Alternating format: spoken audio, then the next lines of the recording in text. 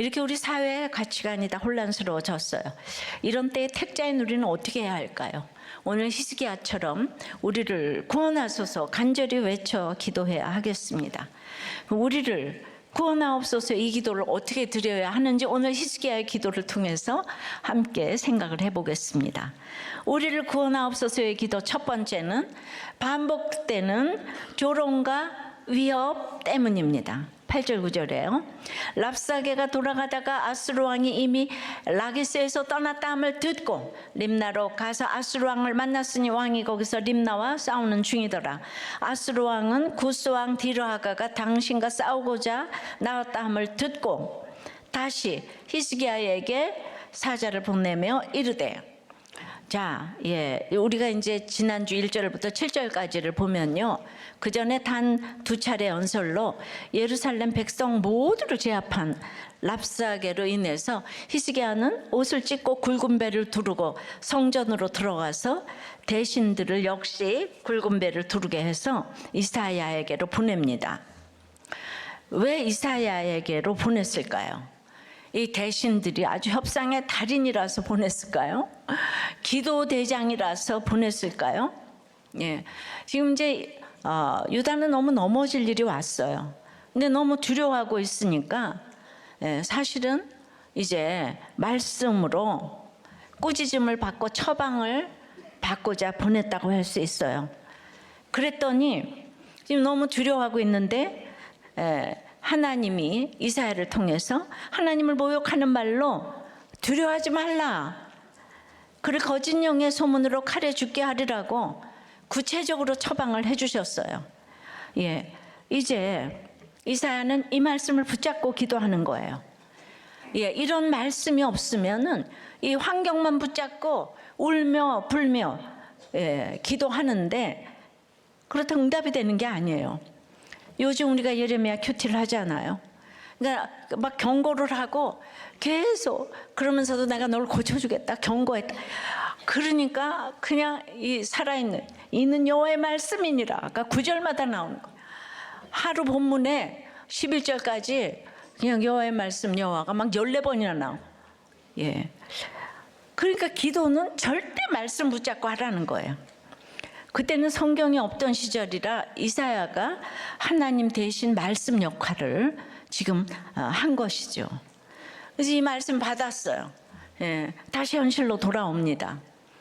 현실은 너무 무서워. 이제 랍사게가 돌아가다가 들었어요. 아수르 왕을 만났어요. 그 왕이 또 듣고 하는 것들이 이 소문에 의한 것임일 수 있겠구나. 이게 얼음표타게 느껴지는 게 있죠. 맞아요. 그때 사네립 왕이 림나의 반란을 진압하는 중이었어요. 근데 아수르의 목표는 지금 예루살렘만이 아니에요. 그 일대 전체를 다 점령하고 나아가서 이제 애국까지 정복하려고 하는데요. 그래서 아수르 왕 사네립이 직접 군대를 이끌고 나와서 예루살렘 근처 요새 도시인 라기스에 머물고 있어요. 근데 이제 그때 아수르 왕에게 소문이 들려요. 당시 애굽까지 이렇게 통치하던 남쪽 구스의 왕 디르하가가 쳐들어온다는 소문이에요. 그러니까 사네립이 들은 것은 애굽이 먼저 공격해 왔다는 소식이었어요. 아무리 천하무적 아수르 군대라 해도 전통 강국인 애굽과 싸우려면 이건 이제 긴장해서 대비해야 되잖아요. 그런데 아직 이 쥐새끼 같은 이 예루살렘을 자기가 보기엔 점령하지 못한 거예요.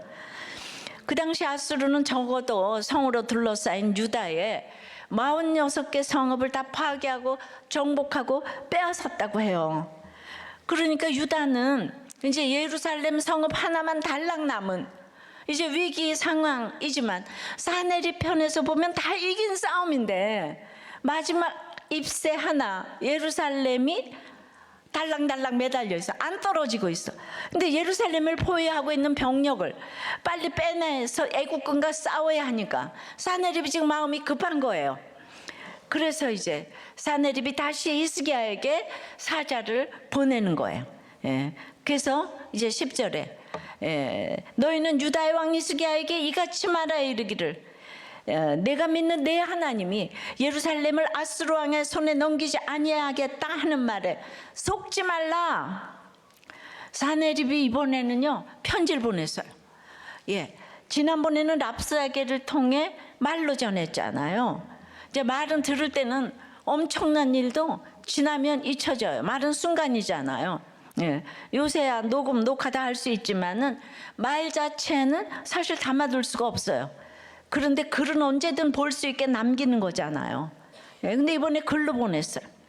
그래서 역사에는 좋은 말을 많이 하는 사람보다는 좋은 글을 많이 쓴 사람이 남더라고요.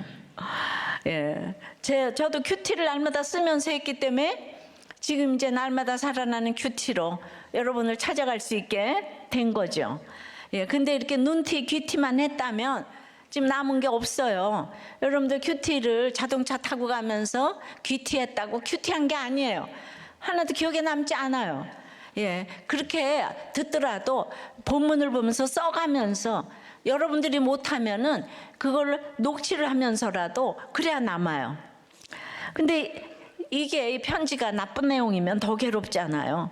위협과 조롱의 말을 듣는 게 힘들지만 그냥 그 순간 지나면 사라지잖아요. 근데 편지로 딱 써서 주면 내가 버리지 않으면 죽을 때까지 남아있는 거예요.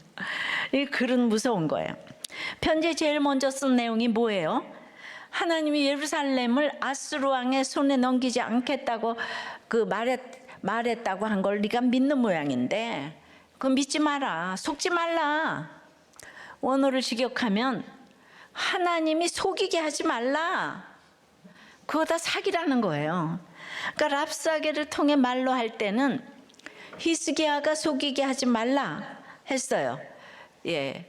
그런데 그때는 히스기야하고 지금 이제 사네립 더 무서운 이 왕이 편지를 보낸 거잖아요. 예. 그런데 이번에는 하나님을 조롱하면서 하나님을 사기꾼 취급하는 거예요. 하나님을 믿는 생각과 가치관과 선택의 근간을 그냥 엄청 지금 조롱하고 비웃는 거예요. 나 욕할 때는 그래도 야, 네가 믿는 예수가 그것밖에 안 되냐? 이러면 우리가 굉장히 힘이 들죠. 이렇게 이제 조롱이 다가 아니에요. 여기다가 이제 위협도 했어요. 11절부터 읽어볼게요. 아수르의 여러 왕이 여러 나라에 행한 바 진멸한 일을 내가 들었냐? 그런데 네가 어찌 구원을 얻겠느냐? 내 조상들이 멸하신 여러 민족 곧 고산과 하란과 레셋과 들라살에 있는 에덴 족속을 그 나라의 신들이 건졌느냐? 또 하마다 아르바드 왕 스바라인 성의 왕과 헤나와 아와의 왕들이 다 어디 있느냐라 하니라. 그러니까 지금까지 아수르가 진멸하고 멸한 여러 민족들을 가슴에 줄줄이 단 훈장을 자랑하는 것처럼 막 자랑을 하는 거예요. 유다보다 훨씬 강한 나라들도 다 아수르에게 멸망당했는데 네까지 이게 어떻게 구원을 얻겠느냐. 그들도 저마다 다 신을 얻었어. 그냥 이방신도 다 믿었고 뭐 랄랄랄라. 근데 그 신들이 건져주지 못했다. 그리고 그 나라들은 지금 다 사라져서 찾을 수도 없게 되었어. 예, 아수르의 포로로 된 나라들 다 섞어놨기 때문에 그 사마리아의 혼혈인들만 지금 남게 됐잖아요. 예, 근데 얼마나 그 혼혈인들을 무시하나 몰라요. 이미 BC 722년에 북이스라엘이 이 잔인한 아수르에 망한 것을 유대인들은 봤어요, 눈으로. 예. 그러니까 우리가 그 유명한 사건들을 그때 눈으로 본 사람하고 그걸 간접적으로 들은 사람 아주 다르잖아요. 그러니까 남유다의 두려움은 지금 그게 다랬어요. 그러니까 그 사마리아 혼혈적으로 섞여 있는 다 벗겨가지고 다 섞었다 그랬잖아. 그 사마리아는 예수님 당시까지도 너무 무시받는 민족이 되어 있었어요. 그러니까 이렇게 한번 무시당했다 그러면 죽을 때까지 자기네들 그 피의식에 젖어서 그게 전부 다 원인 없는 결과가 없다고. 그러니까 이제 그렇게 돼 있었던 거예요. 사마리아가 무시받는 거 보고 아수르는 너무 강하고. 근데 내가 배를 옷을 찢고 굵은 배를 입고 회개를 했는데 더 무서운 사건이 지금 찾아온 거예요. 현실이 이런데 유다 네가 감히 이 대아수르에게 맞설려고 하냐? 이래도 항복 안 하고 버틸 거야? 위협을 하는 거예요. 여러분이 오늘 아무리 힘든 문제를 가지고 왔어도 이것보다 더 힘들겠습니까? 나는 내 문제 하나 가지고 왔는데 히스기야는 지금 나라가 없어지는 위기 상황에 있는 거예요. 히스기야는 종교개혁도 했어요. 불세출의 지도자예요. 예. 점점 더 어려운 일이 왔어요. 이것이 우리가 매일 마주하는 현실입니다. 같은 조롱과 위협이 계속 반복되고요. 반복될수록 점점 더 커집니다. 말로만 들리던 조롱과 위협이 글로 박제가 되어서 날아와요. 피하고 도망해도 소용이 없어요. 찰거머리처럼 붙어서 쫓아오는 거예요. 가정 안에서도 가정 밖에서도 우리 속을 긁어놓고 뒤집어 놓는 조롱과 위협의 사건은 끊임없이 이어집니다.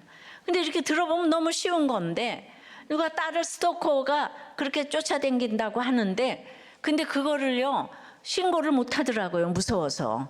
예, 그리고 또 그러니까 그렇게 우리가 굉장히 쉬운 거를 사람들은 이래서 못하고 저래서 못하고 학교를 못 보낸다는 거예요. 학교를, 그 좋은 학교를 갔는데 말이죠. 근데 바로 이렇게 힘든 상황에 있기 때문에 이제 어떻게 해야 된다는 거예요. 오늘 이게 히스기야의 기도잖아요. 유명한. 우리를 구원하소서 기도해야 된다는 거예요. 힘들지 않으면은 구원이 필요하겠어요? 구원된 상태인데 무슨 구원을 바라겠어요? 예, 구원이 필요 없으면 하나님도 찾지 않아요. 찾지 않을 뿐만 아니라 찾아오셔도 무시해요. 그러면 그게 축복입니까? 잠깐 행복하다가 영원히 고통을 당할 텐데 어떻게 축복이겠어요?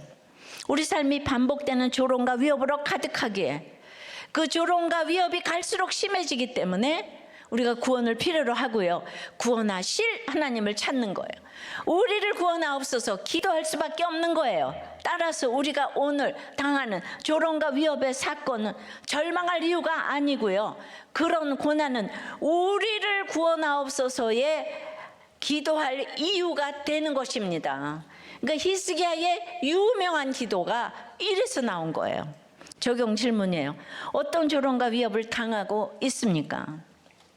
반복적으로 점점 더 심하게 당해서 절망합니까? 구원에 더욱 간절해집니까? 언제 어떻게 기도하고 있습니까?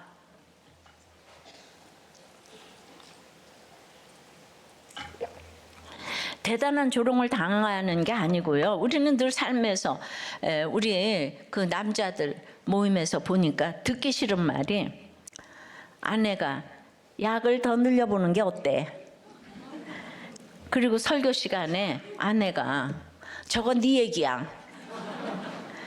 또 조금이라도 반대하는 의견이 나오면 너나 잘해. 또 애들 좀 그만 야단쳐. 근데 이제 이런 얘기를 들어보면은 다른 거 다 떠나서 남편 보고 네가 뭐예요? 네가 응? 너는 뭐예요? 너는. 남편이 아무리 나이가 어려도 여자의 머리인 거예요. 예. 적어도 그렇게 얘기하려면 당신 얘기 아닐까? 당신이라고 써야지. 예. 당신이나 아니 정 얘기하고 싶으면 당신이나 잘하세요. 이것도 이상하지만 너나 잘해 하고 당신이나 잘하세요. 아주 다르지 않아요? 호칭이.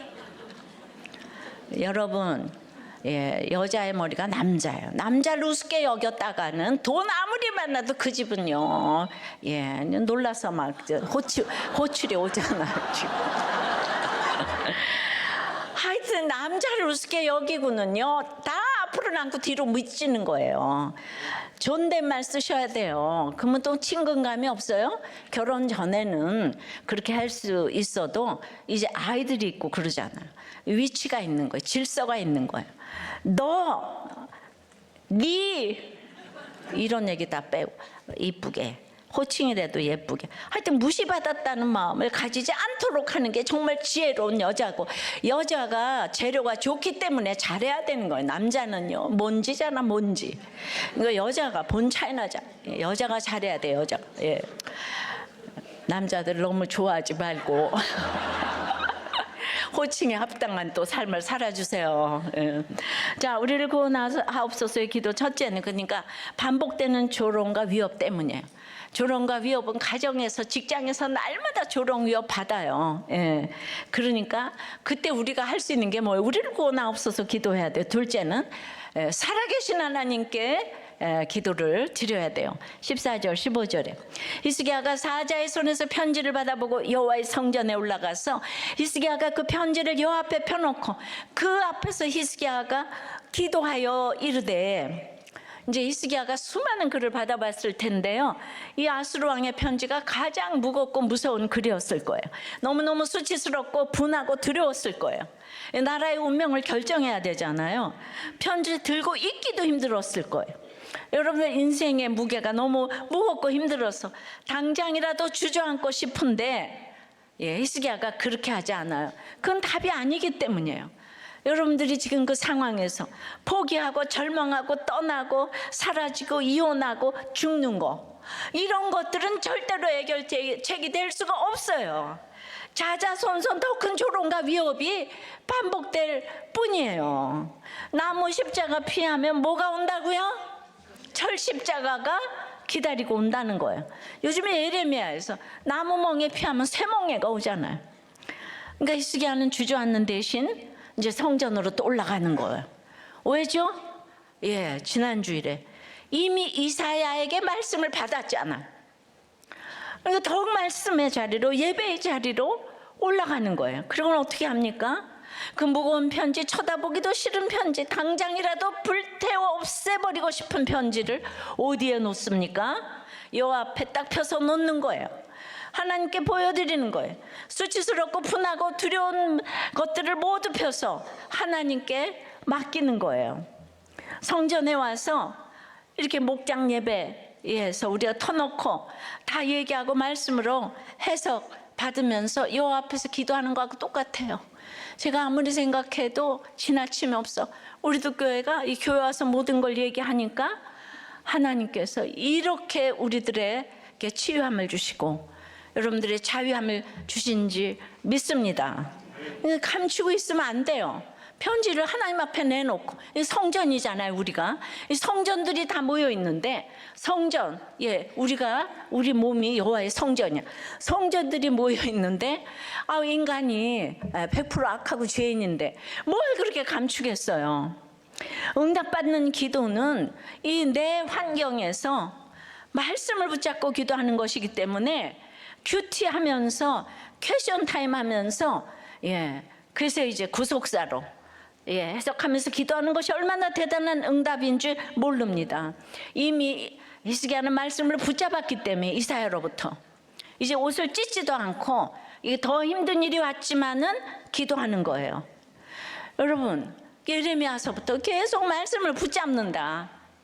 이게 무엇이겠어요? 이번 주에 말씀 붙잡는 거.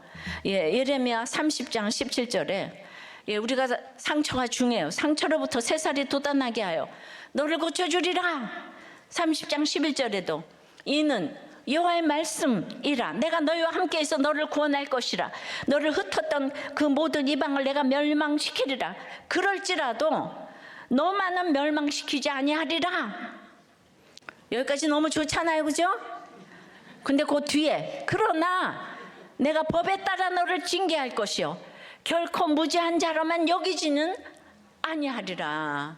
이게 구속사인데요. 고쳐주리라. 멸망시키지 아니하리라. 여기까지는 거짓 선지자, 참 선지자가 다 똑같이 얘기를 해요. 그런데 11절, 이건 예레미야가 한 얘기잖아요. 고쳐주지만, 멸망시키지 않겠지만, 참 선지자 예레미야의 다음 말은 그러나 법에 따라 징계하고 결코 무죄한 자로 여기지는 아니하겠다고 하시는 거예요.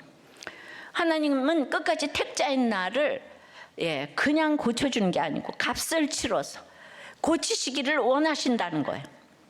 위로만 해주는 것이 고쳐주는 것이 아니라는 거예요. 그런데 거짓 선지자 스마야 등은 예레미야가 바벨론의 포로로 가서 집 짓고 살아야 한다고 하니까 아니라고, 돌아온다고, 2년 안에 돌아온다고. 그러니까 그런 소리 하는 예레미야를 대제사장 보고 책망하라고 예레미야 막 나무 멍이를 막 다 꺾어가지고 그렇게 맨날 위로만 하고 돌아온다 이렇게 확신하고 이런 사람들은 그 29장 23절에 이웃의 아내와 간음하고 거짓을 내 이름으로 말하는 것을 나는 알고 있는 자로서 증인이라고 하나님이 이렇게 얘기하시는 거예요. 그래요 29장 32절에는 스마의 자손을 벌하리니 이 백성 중에 살아남을 그의 자손이 하나도 없을 것이라. 하나님이 행하려는 복된 일을 보지 못하리라. 여호와의 말씀이니라. 기억나세요? 이번 주 큐티예요. 자, 오늘도 예레미야 31장에 라헬의 통곡과 에브라임의 탄식이 왜 그런가?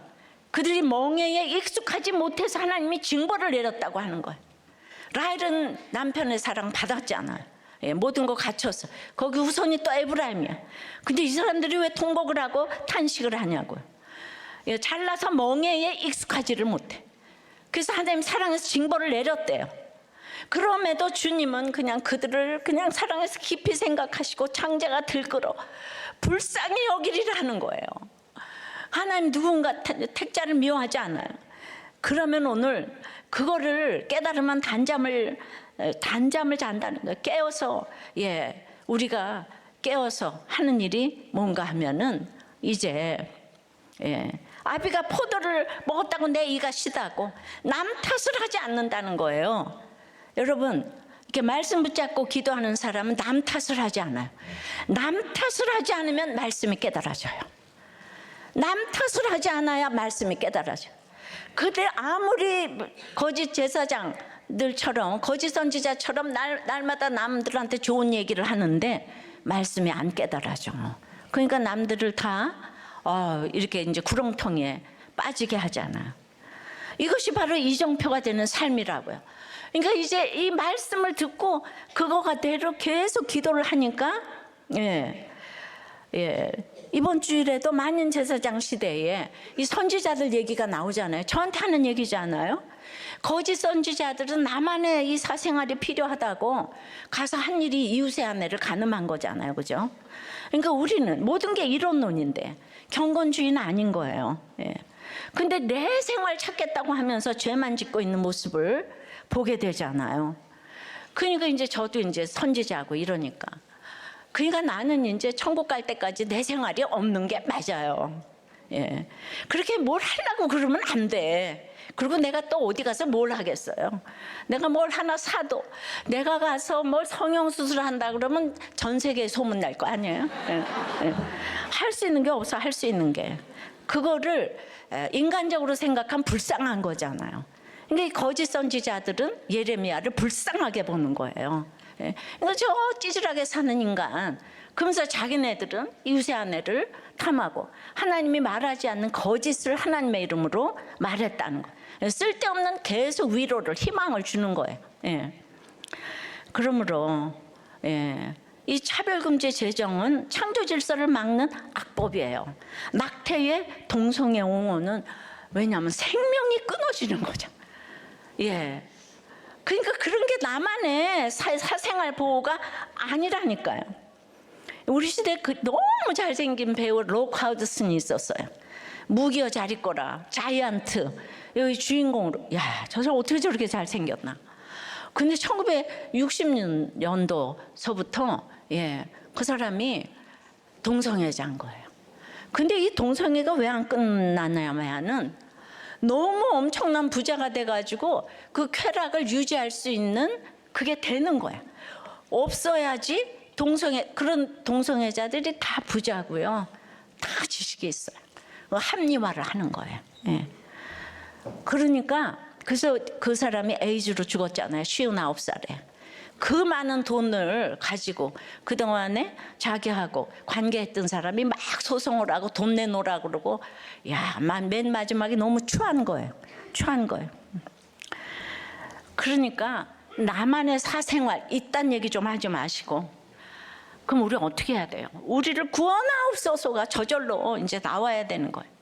그러나 상대방이 아무리 악을 행해도 믿는 우리는 법을 지켜야 돼. 약속을 지켜야 돼요. 믿음은 상식을 초월하는 게 아니에요. 저는 그냥 우리나라에 우리들 교회에서 큐티한 이 꿈나무들이 제발 커가지고 대통령도 나오고 대법원장도 나오고, 그래서 말을 한마디를 해도 금과 옥조 같은 말을 하고 약속을 지키는 사람. 약속을 그렇게 아무도 안 지켜요. 너무 이상하지 않아요? 예. 그러니까 우리가 지금 이제 어떤 구속사에 이것들이 계속 좀 이제 자리매김하는, 이제 제가 이 땅에 없어도 반드시 그렇게 될 날이 오게 될 줄 믿어요.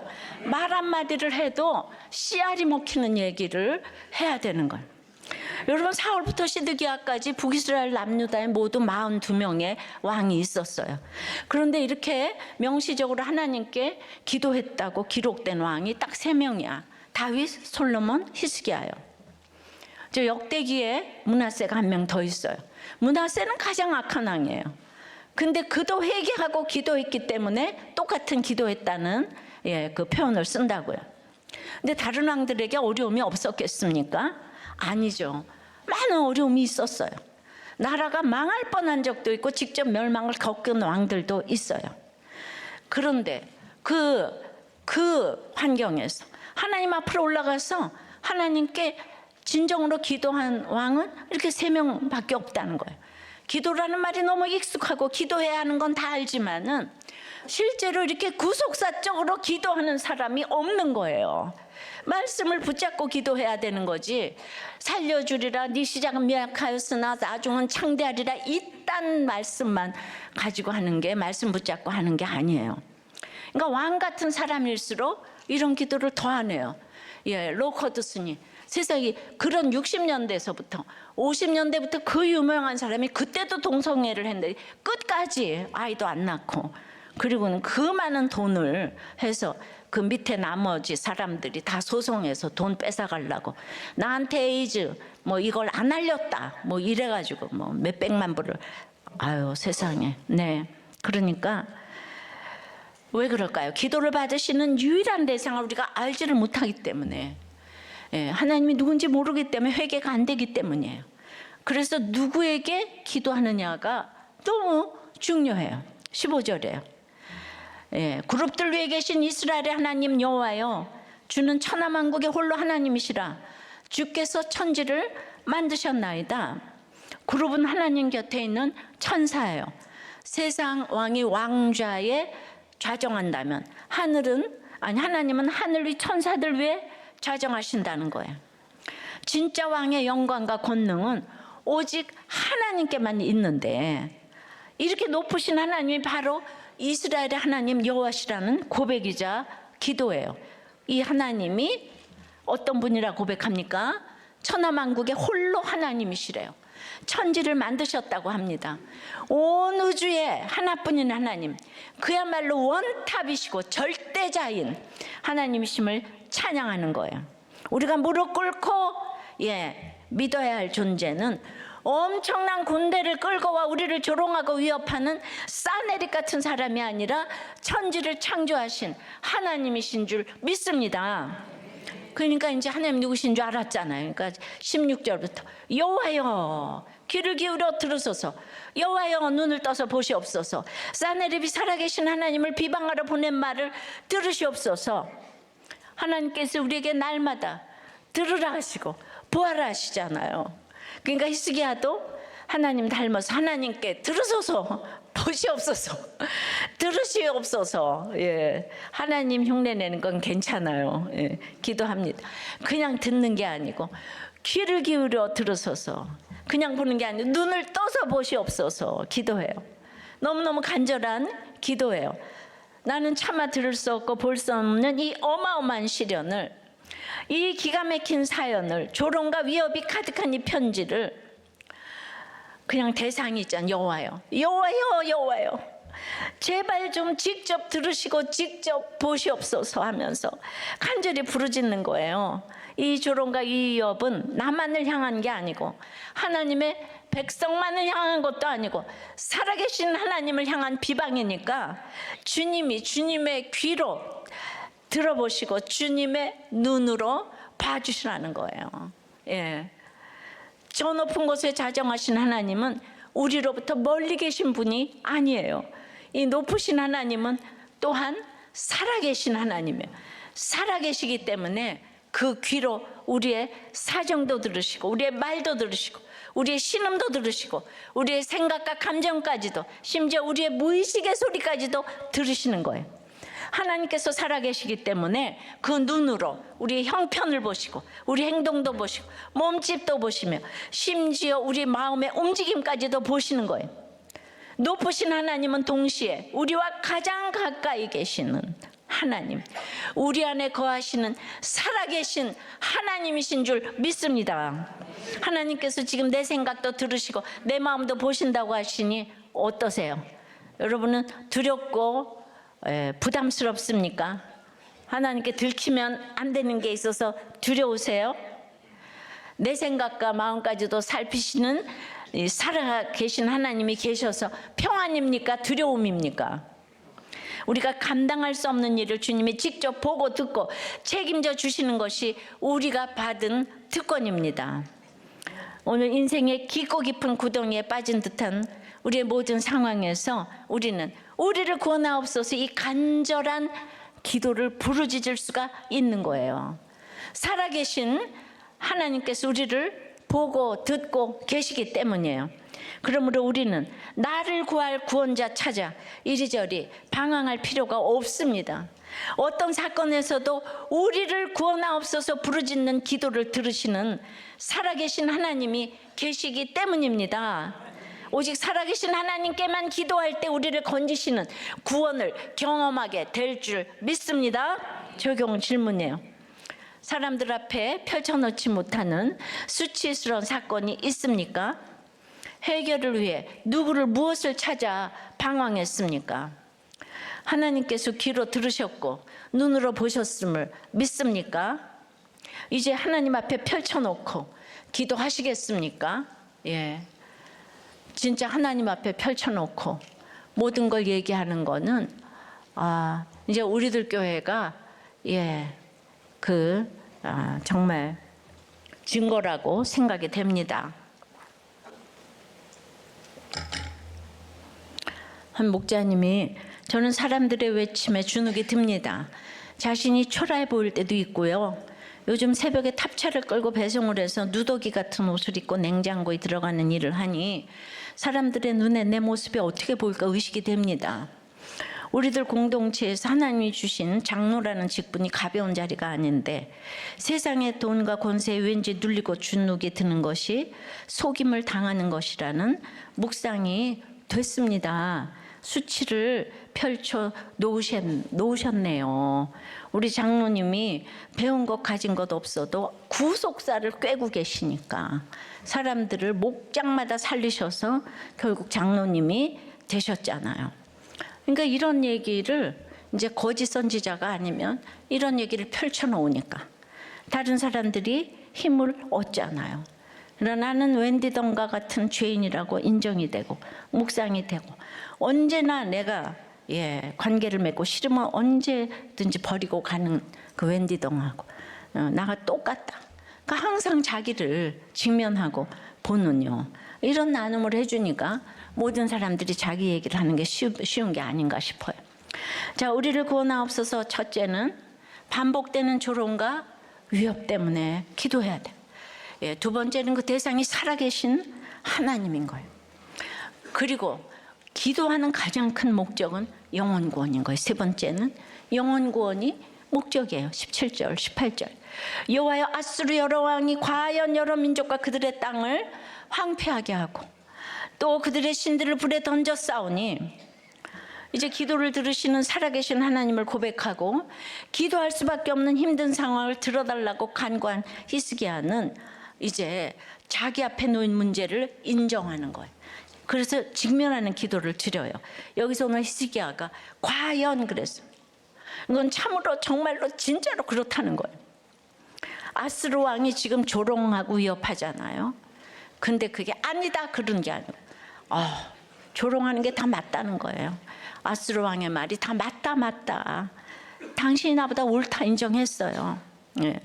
아수르 왕들이 세상 여러 나라를 황폐하게 할 만큼 강한 나라라는 게 맞다는 거예요.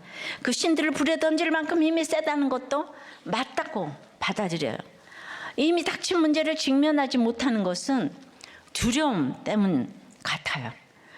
연약하기 때문에 직면하지 못하고 회피한다고 생각할 수 있습니다. 하지만 다시 생각해 보면 오히려 이 자아가 강하기 때문에 직면하지 못하는 거예요. 자신이 문제 때문에 힘든 나보다 나아야 한다는 그 굳센 신념 있죠. 내가 이렇게 제가 옛날에 내가 자살하고 싶은데 내가 자살하는 게 굉장히 자존심이 상하더라고요. 나 같은 사람이 어떻게 자살을 하나 그런 거. 그러니까 힘든 나보다 나아야 하는 거예요. 내 자신이. 그래서 문제를 제대로 바라보지 못해요. 그러니까 두려운 것은 문제 자체보다는 문제 때문에 상처와 피해를 받을 자신의 모습이잖아요. 결국 내가 머물고 싶은 자리에서 내려오는 거가 너무 싫은 거, 피하고 싶은 거예요. 지금 내가 처한 현실, 내가 빠져있는 이 구덩이를 직시하고 받아들여야 하는데요. 왜죠? 기도의 자리가 가장 안전한 자리이기 때문에 직시해야 되는 거예요. 이미 내 생각까지 다 들으시고 내 마음까지 다 보신 하나님께서 귀를 기울여 들어주시고 눈을 떠서 봐주시기 때문이에요. 내 믿음으로 직면하는 게 아니라 나와 함께 하시는 살아계신 하나님을 힘입어서 인정하고 받아들일 수가 있게 되는 줄 믿습니다. 그러니까 내 자신을 인정하는 거, 이거 굉장한 거예요. 자신을 직면하게 되면서 이어서 히스기야는 매우 중요한 기도를 드리는데요. 18절 19절이에요. 이는 그들이 신이 아니요 사람의 손으로 만든 것 곧 나무와 돌뿐이므로 멸하였나이다. 우리 하나님 여호와여 원하건대 이제 우리를 그의 손에서 구원하옵소서. 강한 아수르가 조롱하고 위협하는 문제를 직면하고 인정하지만 그걸로 끝이 아니죠. 아수르가 강할 수 있었던 것은 아수르 자신의 능력뿐만 아니라 아수르가 40이라면 다른 사람은 10밖에 안 되기 때문에 40도 너무 약한데 이방 나라들이 믿는 것이 살아계신 하나님이 아니라 나무와 돌로 만든 우상이었기 때문에 아수르를 막지 못하고 진멸당했다는 거예요. 히스기야가 이렇게 하나님께 모든 걸 펼쳐놓고 기도하니까 사태를 정확하게 분별할 수 있는 지혜도 주시는 거예요. 그러니까 이 지혜를 갖춘 지도자가 장차 나오기를 바라는 것이에요. 이게 구속사가 아니면 이런 지혜가 없어요. 그러고 히스기야는 드디어 정확하게 분별했으니까 드디어 지금 이 고난 가운데서 말씀을 붙잡았기 때문에 천재 홀로이신 하나님, 그러니까 드디어 우리 하나님 여호와여 부르는 거예요. 이사야에게 기도 부탁 보낼 때는 뭐라고 했지요? 당신의 하나님 여호와라고 그랬어요. 근데 자신이 자기 발로 하나님의 성전에 올라가서 문제의 편지를 하나님 앞에 딱 펴놓고 살아계신 하나님을 고백하면서 아수르가 나보다 강해요. 맞아요. 다 이겼어요. 자, 민족을 인정하면서 그러면서 우리를 구원하소서 기도하니까 이사야의 하나님 여호와께서 우리 하나님 여호와가 된 거예요. 우리 하나님 여호와. 우리가 기도할 줄 몰라도 살아계신 하나님을 잘 몰라도 예배의 자리에 올라와 함께 예배드리고 목장에 나와 지체들의 기도 같은 나눔을 듣다 보면 어느덧 우리 하나님 여호와, 나의 하나님 여호와를 찾게 되는 것과 같습니다. 그래서 이 짧은 구절에 여호와여 여호와여 여호와여 우리 하나님 여호와여 이렇게 나오는 거예요. 이게 기도예요. 히스기야가 우리 하나님 여호와께 드리는 핵심이 뭐예요? 여호와여 이제 우리를 그의 손에서 구원하옵소서.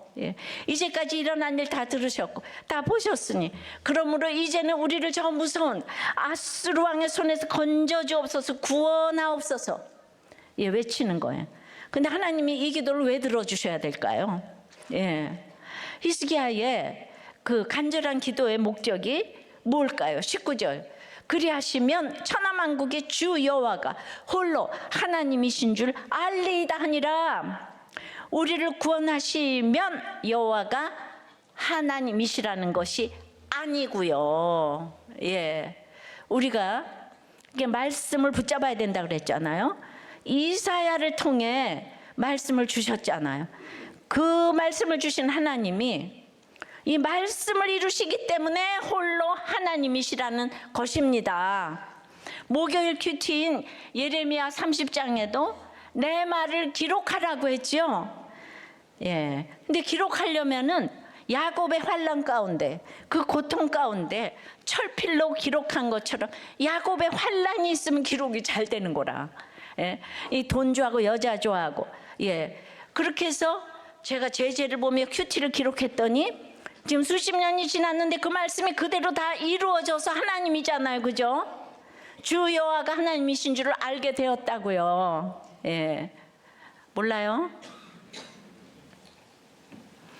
그러니까 지금 이사야가 말씀을 줬잖아요. 예, 두려워하지 말라고. 날 비방한 걸로 두려워하지 말라. 그들은 악한 영에서 다 이제 칼에 죽을 거라고. 그러니까 그냥 두려워하지 말라가 아니고 말씀으로 구체적으로 어떻게 두려워하지 않을 거를 얘기해 줬으니까 저도 오늘 큐티, 이번 주 큐티를 여러분들한테 지금 너무너무 애통절통해서 말씀을 드렸어요. 거짓 선지자, 참 선지자 비교하라고. 하나님은 나를 사랑하기 때문에 죄의 값을 꼭 찾으신다고. 그래도 고쳐주시리라. 멸망치 않으리라. 이 말씀을 붙잡고 기도해야 되는 거예요. 예. 그러니까 오늘 말씀만큼 두려워하지 말라고 하시니까 알겠습니다. 기록하고 기도하면. 예. 그 하나님이 내 하나님이니까 두려움이 물러가는 거예요. 그러니까 여호와여, 여호와여, 여호와여, 우리 하나님은 여호와여가 저절로 나옵니다. 여호와여, 여호와여. 왜 구원하셔야 돼요? 모든 나라 백성이 하나님만이 진짜 하나님이심을, 구원자이심을 확실히 경험하여 깨달아 알기 위해서라고 해요. 하나님을 모르는 모든 사람들이 심지어 지금 저렇게 하나님을 비방하고 조롱하고 위협하는 아수르 왕 사네립조차도 온 천하의 하나님만이 유일한 신이심을 믿게 되도록 우리를 구원하소서 기도하는 거예요. 예, 진영 논리, 지역 감정, 우리 전부 다 우리를 구원하소서 기도해야 돼요. 믿는 우리는 이 편 저 편 가리면 안 되는 거예요. 큐티의 꽃은 적용이고 결론은 영혼 구원이에요. 우리가 하는 모든 사명의 목적은 오직 영혼 구원이에요. 다른 모든 것은 다 이 최고의 목적을 이루기 위한 수단이고 과정입니다. 결론이 영혼 구원으로 이어지지 않는다면 아무리 교회가 부흥하고 많은 사역을 한들 뭐 하겠어요? 그저 세상의 많은 기관 중 하나일 뿐인 거예요. 교회를 교회 되게 하는 것은 하나님의 뜻을 이루는 것인데 하나님의 뜻 가운데 최고의 뜻은 한 영혼이 주께 돌아와 구원받는 거예요. 천하보다 귀한 한 영혼의 구원, 이것이 하나님의 뜻이에요. 따라서 살아계신 하나님께 우리를 구원하소서 부르짖는 기도도 그 목적은 영혼 구원에 있어야 하는 거예요. 우리들 교회는 처음부터 지금까지 모든 사역의 초점이 오직 구원에 맞춰져 있어요. 그렇기 때문에 저절로 창조적인 사역이 이어졌던 것 같아요. 어디서 배우고 자격을 따고 유능한 사람들을 모시고 이렇게 된 게 아니에요. 예배를 드려도 목장으로 모여도 모든 신방에서 모든 경조사에서 하여튼 우리의 관심은 영혼 구원에 있어요. 한 영혼 예수께 돌아오기를 바라며 거기 함께한 모든 지체들이 한마음 한뜻으로 섬기게 되더라고요. 이걸 제가 처음부터 설계하고 계획해서 했겠습니까? 그런 게 아니에요. 제가 죽었다가 살아난 경험이 확실하니까 영혼 구원만 보였어요. 그렇게 죽게 돌아오는 지체들이 생기니까 또 계속 그것만 생각하게 되어서 오늘까지 이어지게 해주셨다고 생각합니다. 장례식을 가도 맨날 구원받을 한 사람을 놓고 계속 지난주일에 저는 우리 99제를 살고 가신 새어머니 장례를 통해서 거기 이복 여동생이 한 명이 있는데 어머니가 우리 집에 오신 지 50년이 훨씬 넘었는데 그 동생이 여지껏 안 믿는 거예요. 그동안 전도를 얼마나 했겠어요. 그런데 3일간 계속 예배드리면서 다 자기 얘기를 하고 간증을 하고 마지막 화장하면서도 마지막까지 안 믿어진다고 했는데 그냥 하도 한 데서 그냥 내 기도를 좀 따라해 보라고. 기도는 따라할 수 있지 않냐고. 그래서 모두가 같이 따라해서 영접 기도를 따라해서 그 하기 싫으면 아멘을 했어요. 영접 기도하고. 근데 진짜 그렇게 고백을 하니까 다르더라고요. 여러분, 그 화장할 때가 전도할 때더라고요. 우리 어머니가 내가 죽어야 그 아이가 믿을래나 하시더니 정말 소천하신 뒤에 이렇게 믿게 된 줄 믿습니다. 여러분들, 그러니까 내가 죽어도 우리가 기도하면 아이들이 반드시 믿고 천국에 올 줄 믿습니다. 그러니까 여호와여 기도해 놓으면 다 응답될 줄 믿어요. 기도는 내 뜻을 하나님의 뜻에 맞추는 거예요. 그 반대가 아니에요. 큐티도 내 생각을 하나님의 말씀에 맞추는 거예요. 그래서 말씀 붙잡고 기도해야 되는 거예요. 반대가 아니에요. 우리 인생은 우리 삶을 주님의 삶에 맞추는 거예요. 그게 거룩이에요. 그게 구속사를 사는 인생이에요. 행복이 하는 거룩이 목적인 인생이고요. 성공이 아닌 구원을 향해 사는 삶이에요. 우리가 이렇게 하나님이 가장 원하시는 구원을 목적으로 기도할 때 우리를 구원하옵소서의 기도가 100% 응답되는 기도가 될 줄 믿습니다. 7,000배의 응답을 받게 될 줄 믿습니다. 적용 질문이에요. 요즘 가장 큰 기도 제목은 무엇이에요? 그 기도는 왜 응답되어야 합니까? 기도의 목적이 무엇입니까? 내 삶의 최고의 목적은 무엇이에요? 구원입니까? 우리를 구원해 주시옵소서의 이 히스기야의 기도를 깨닫게 하셔서 신앙 고백으로 드린 11조와 우리의 헌금을 받아 주시옵시고 하늘 문을 여시고 우리의 창고를 쌓을 곳이 없도록 채워주셔서 하나님께 드릴 것만 있게 하시고 사람들에게는 줄 것만 있도록 저희들의 사업과 회사와 공부와 모든 프로젝트와 아이디어와 물질과 건강과 생명의 잉태와 관계와 목장의 기름을 철철 부어 주시옵소서. 예수 그리스도의 이름으로 기도드리옵나이다. 아멘.